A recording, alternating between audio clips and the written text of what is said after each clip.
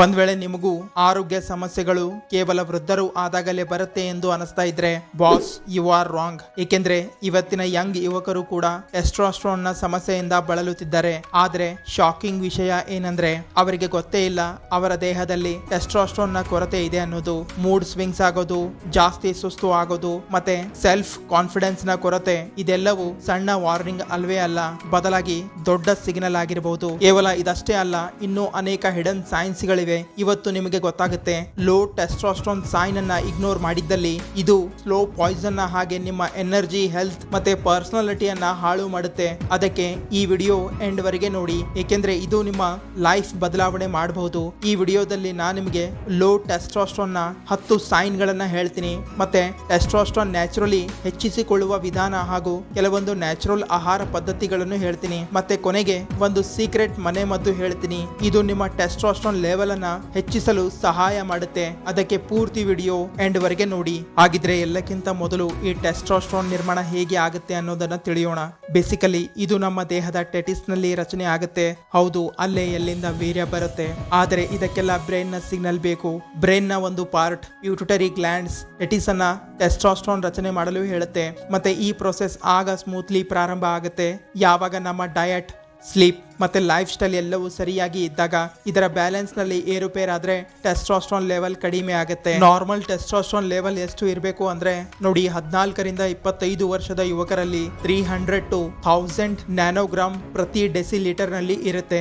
ಆದರೆ ನೆನಪಿರಲಿ, ಪ್ರತಿಯೊಬ್ಬರ ದೇಹ ಬೇರೆ ಬೇರೆ ರೀತಿಯಲ್ಲಿ ಇರುತ್ತೆ. ಅದಕ್ಕೆ ಇದು ಜಾಸ್ತಿ ಸಹ ಇರಬಹುದು. ಒಂದ್ ವೇಳೆ ನಿಮಗೆ ನಿಮ್ಮ ದೇಹದಲ್ಲಿ ಟೆಸ್ಟೋಸ್ಟೆರಾನ್ ನ ಕೊರತೆ ಕಾಣಿಸ್ತಾ ಇದ್ರೆ ಡಾಕ್ಟರ್ ಕಡೆಯಿಂದ ಬ್ಲಡ್ ಟೆಸ್ಟ್ ಮಾಡಿಸಿಕೊಳ್ಳಿ. ಇದರಿಂದ ನಿಮಗೆ ಅರ್ಥ ಆಗುತ್ತೆ ನಿಮ್ಮ ಟಿ ಲೆವೆಲ್ ಎಲ್ಲಿದೆ ಅನ್ನೋದು. ಮೆಚೂರ್ಲಿ ನಿಮ್ಮ ಟೆಸ್ಟೋಸ್ಟೆರಾನ್ ಲೆವೆಲ್ ಲೋ ಆಗಿದೆನಾ ಅನ್ನೋದನ್ನ ತಿಳಿಯಲು 10 ಸೂಚನೆಗಳಿವೆ. Point number 1, mood swings. ಅಂದ ಹಾಗೆ ನಿಮಗೆ ಯಾವತ್ತಾದ್ರೂ ಒಂದು ಕ್ಷಣದಲ್ಲಿ ಖುಷಿ, ಒಂದು ಕ್ಷಣದಲ್ಲಿ ಕೋಪ ಅಥವಾ ಸುಸ್ತು ಅನಿಸ್ತಾ ಇದ್ರೆ ಈ ಮೂಡ್ ಸ್ವಿಂಗ್ಸ್ ನಿಮ್ಮಲ್ಲಿ ಟೆಸ್ಟೋಸ್ಟೆರಾನ್ ಕೊರತೆಯಿಂದ ಆಗಬಹುದು. ಏಕೆಂದ್ರೆ ಈ ಹಾರ್ಮೋನ್ ನಿಮ್ಮ ಮೈಂಡ್ ಅನ್ನ ಬ್ಯಾಲೆನ್ಸ್ ನಲ್ಲಿ ಇಡುತ್ತೆ. Number 2, low muscle mass. ಒಂದ್ ವೇಳೆ ನೀವು ಜಿಮ್ ಹೋಗ್ತಾ ಇದ್ರೆ, ಕಠಿಣ ಪರಿಶ್ರಮ ಮಾಡ್ತಾ ಇದ್ರ, ಆದ್ರೆ ಮಸಲ್ಸ್ ಡೆವಲಪ್ ಆಗ್ತಾ ಇಲ್ಲ ಅಂದ್ರೆ ಟೆಸ್ಟೋಸ್ಟೆರಾನ್ ಪ್ರೋಟೀನ್ ಸಿಂಥೆಸಿಸ್ ನಲ್ಲಿ ಹೆಲ್ಪ್ ಮಾಡುತ್ತೆ.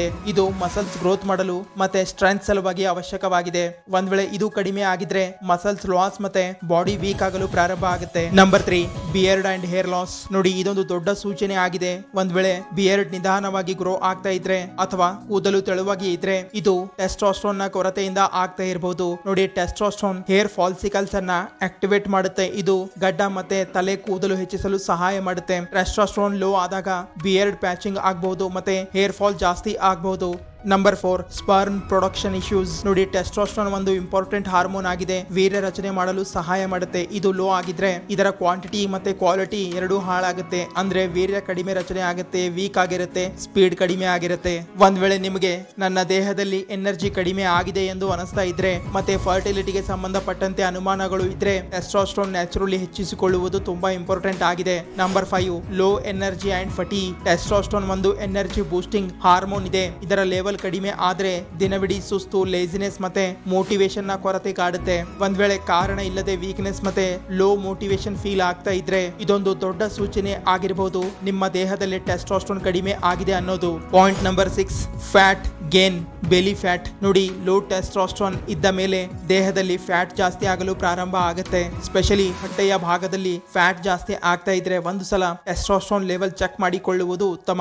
Number 7, low bone density. ನೋಡಿ, ಟೆಸ್ಟೋಸ್ಟೆರಾನ್ ಕೇವಲ ಮಾಂಸಖಂಡಕ್ಕೆ ಅಲ್ಲ, ಬದಲಾಗಿ ಮೂಳೆಗಳಿಗೂ ತುಂಬಾ ಇಂಪಾರ್ಟೆಂಟ್ ಆಗಿರುತ್ತೆ. ಇದರ ಲೆವೆಲ್ ಕಡಿಮೆ ಆಗಿದ್ರೆ ಮೂಳೆ ವೀಕ್ ಆಗುತ್ತೆ, ಅವುಗಳ ಡೆನ್ಸಿಟಿ ಕಡಿಮೆ ಆಗುತ್ತೆ, ಸಣ್ಣ ಪುಟ್ಟ ಗಾಯ ಆದ್ರೂ ಜಾಸ್ತಿ ನೋವು ಆಗುತ್ತೆ. ಇದು ಭವಿಷ್ಯದಲ್ಲಿ ಫ್ರಾಕ್ಚರ್ ಅಂಡ್ ಸೀರಿಯಸ್ ಇಂಜುರಿಗಳಿಗೆ ಕಾರಣ ಆಗಬಹುದು. ಸದೃಢವಾದ ದೇಹ ಬೆಳೆಸಲು ಟೆಸ್ಟೋಸ್ಟೆರಾನ್ ಹೆಚ್ಚಿಸಿಕೊಳ್ಳುವುದು ತುಂಬಾ ಇಂಪಾರ್ಟೆಂಟ್ ಆಗಿರುತ್ತೆ. Number 8, low sex drive. ನೋಡಿ, ಟೆಸ್ಟೋಸ್ಟೆರಾನ್ ಲಿಬಿಡೋ ಮತ್ತೆ ಅಟ್ರಾಕ್ಷನ್ ನ ಒಂದೇ ಹಾರ್ಮೋನ್ ಆಗಿದೆ. ಇದರ ಲೆವೆಲ್ ಕಡಿಮೆ ಆದ್ರೆ ಇಂಟ್ರೆಸ್ಟ್ ಮತ್ತೆ ಡಿಸೈರ್ ನಿಧಾನವಾಗಿ ಕಡಿಮೆ ಆಗಲು ಪ್ರಾರಂಭ ಆಗುತ್ತೆ. ಇದು ಕೇವಲ ವಯಸ್ಸಿನ ಕಾರಣದಿಂದ ಆಗೋದಿಲ್ಲ, ಬದಲಾಗಿ ಸ್ಟ್ರೆಸ್, ಪುವರ್ ಡಯಟ್ ಮತ್ತೆ ಅನ್ಹೆಲ್ದಿ ಲೈಫ್ ಸ್ಟೈಲ್ ಕೂಡ ಕಾರಣ ಆಗಿರಬಹುದು. ನಿಮಗೆ ಮೊದಲಿನ ಹಾಗೆ ಅಟ್ರಾಕ್ಷನ್ ಮತ್ತೆ ಮೋಟಿವೇಶನ್ ಫೀಲ್ ಆಗ್ತಾ ಇಲ್ಲ ಎಂದು ಅನಿಸ್ತಾ ಇದ್ರೆ ಇದು ಲೋ ಟೆಸ್ಟೋಸ್ಟೆರಾನ್ ನ ಕಾರಣದಿಂದ ಆಗಿರಬಹುದು. Number 9, low memory and concentration. ಓದುವುದರಲ್ಲಿ ಅಥವಾ ಕೆಲಸದಲ್ಲಿ ಫೋಕಸ್ ಮಾಡಲು ಆಗ್ತಾ ಇಲ್ವಾ? ನೋಡಿ, ಟೆಸ್ಟೋಸ್ಟೆರಾನ್ ಕೇವಲ ದೇಹಕ್ಕೆ ಅಲ್ಲ, ಬದಲಾಗಿ ಮೈಂಡ್ ನ ಕಾಗ್ನಿಟಿವ್ ಫಂಕ್ಷನ್ ಅನ್ನ ಬೂಸ್ಟ್ ಮಾಡುತ್ತೆ. ಇದರ ಲೆವೆಲ್ ಕಡಿಮೆ ಆದ್ರೆ ನೆನಪು ಇಟ್ಟುಕೊಳ್ಳುವುದು, ಫೋಕಸ್ ಮಾಡುವುದು ಮತ್ತೆ ಹೊಸ ವಿಷಯ ಕಲಿಯಲು ಸಮಸ್ಯೆ ಆಗಬಹುದು. ಲಾಂಗ್ ಟರ್ಮ್ ನಲ್ಲಿ ಇದು ಬ್ರೈನ್ ಫಾಗ್ ಮತ್ತೆ ಕನ್ಫ್ಯೂಷನ್ ನ ಕಾರಣ ಆಗಬಹುದು. Number 10, skin and youthful looks. ನೋಡಿ, ಟೆಸ್ಟೋಸ್ಟೆರಾನ್ ಸ್ಕಿನ್ ಎಲಾಸ್ಟಿಸಿಟಿ ಮತ್ತೆ ಕಾಲಿಜನ್ ಪ್ರೊಡಕ್ಷನ್ ನಲ್ಲಿ ಸಹಾಯ ಮಾಡುತ್ತೆ. ಇದು ಮುಖವನ್ನು ಟೈಟ್ ಮತ್ತೆ ಯೂತ್ಫುಲ್ ಆಗಿಡುತ್ತೆ. ಇದರ ಲೆವೆಲ್ ಕಡಿಮೆ ಆದ್ರೆ ಮುಖ ಡಲ್ ಆಗುತ್ತೆ, ರಿಂಕಲ್ಸ್ ಬೇಗ ಬರುತ್ತೆ ಮತ್ತೆ ಸ್ಕಿನ್ ಲೂಸ್ ಆಗಲು ಪ್ರಾರಂಭ ಆಗುತ್ತೆ. ಈ ಸೂಚನೆಗಳು ಬೇಗ ಕಾಣ್ತಾ ಇದ್ರೆ ಇದು ಲೋ ಟೆಸ್ಟೋಸ್ಟೆರಾನ್ ನ ಕಾರಣ ಆಗಿರಬಹುದು. ಈ ಹಿಂದೆ ಹೇಳಿರುವ 10 ಸೂಚನೆಗಳಲ್ಲಿ ನಿಮ್ಮಲ್ಲಿ 4 ರಿಂದ 5 ಲಕ್ಷಣಗಳು ಕಂಡು ಬಂದ್ರೆ ಅರ್ಥ ಮಾಡಿಕೊಳ್ಳಿ ನಿಮ್ಮ ದೇಹದಲ್ಲಿ ಟೆಸ್ಟೋಸ್ಟೆರಾನ್ ಕೊರತೆ ಇದೆ ಅನ್ನೋದು. ಆದ್ರೆ ಭಯ ಪಡುವ ಅವಶ್ಯಕತೆ ಇಲ್ಲ. ನಾನು ನಿಮಗೆ ಇದನ್ನ ನ್ಯಾಚುರಲಿ ಹೆಚ್ಚಿಸಿಕೊಳ್ಳುವ ವಿಧಾನ ಹೇಳ್ತೀನಿ. 1, proper diet and nutrition. 2, exercise and life style. 3, natural supplement. 4, ಮನೆ ಮದ್ದು. ಮೊದಲಿಗೆ ತಿಳಿಯೋಣ ಡಯಟ್ ಅಂಡ್ ನ್ಯೂಟ್ರಿಷನ್ ಬಗ್ಗೆ. ನೋಡಿ, ನಿಮ್ಮ ಆಹಾರದಲ್ಲಿ ಈ 3 ವಿಷಯಗಳು ಇರೋದು ತುಂಬಾ ಮುಖ್ಯ. Number 1, zinc. ನೋಡಿ, ಜಿಂಕ್ ಒಂದು ಎಸೆನ್ಷಿಯಲ್ ಮಟೀರಿಯಲ್ ಆಗಿದೆ. ಇದು ಟೆಸ್ಟೋಸ್ಟೆರಾನ್ ಪ್ರೊಡಕ್ಷನ್ ಸಲುವಾಗಿ ತುಂಬಾ ಮುಖ್ಯ ಆಗಿದೆ. ದೇಹದಲ್ಲಿ ಜಿಂಕ್ ನ ಕೊರತೆ ಆದ್ರೆ ಟೆಸ್ಟೋಸ್ಟೆರಾನ್ ಲೆವೆಲ್ ಕಡಿಮೆ ಆಗಲು ಪ್ರಾರಂಭ ಆಗುತ್ತೆ. ಒಂದು ವರದಿ ಪ್ರಕಾರ ಯಾರು ಜಿಂಕ್ ಸಪ್ಲಿಮೆಂಟ್ ಸೇವನೆ ಮಾಡಿದ್ರು ಅವರ ಟೆಸ್ಟೋಸ್ಟೆರಾನ್ ಲೆವೆಲ್ ಜಾಸ್ತಿ ಆಗಿತ್ತು ಮತ್ತೆ ಸ್ಪರ್ಮ್ ಕ್ವಾಲಿಟಿ 74% ವರೆಗೆ ಸರಿಯಾಗಿ ಇತ್ತು.